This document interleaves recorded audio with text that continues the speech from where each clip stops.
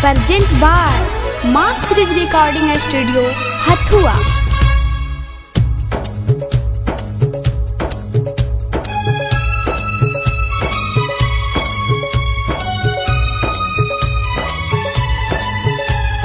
आप सुन रहे हैं सिंगर असलम राजा की आवाज में।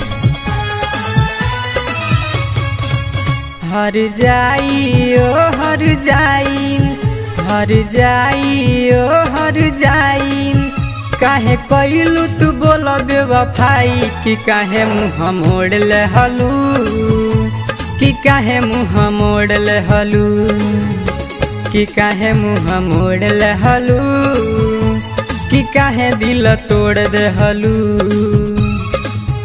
हर जाई ओ हर जाई,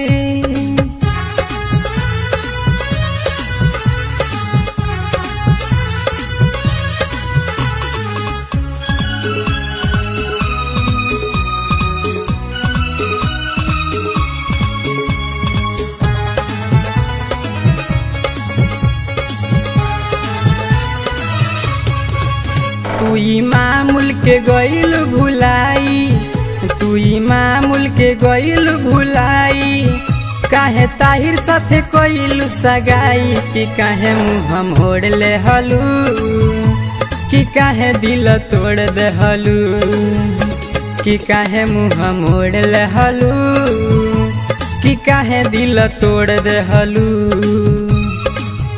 हर जाई ओ हर जाई,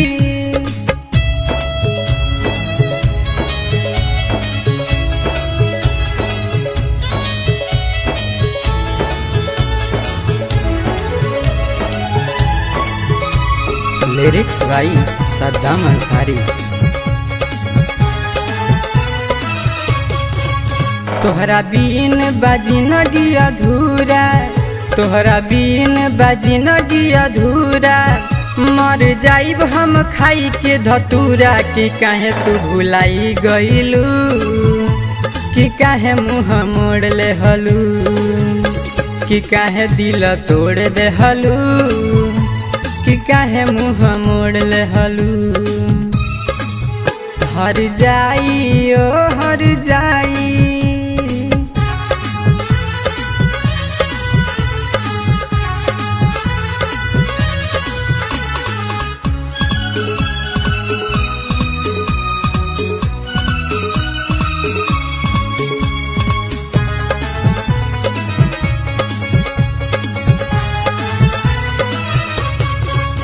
काहे कहलू तू कसम खाई, काहे कहलू तू कसम खाई, तोहरा जिंदगी में हम आई, काहे तू मुँह मोड़ ले हलू, कि काहे दिल तोड़ दे हलू, कि काहे मुँह मोड़ ले हलू, कि काहे दिल तोड़ दे हलू।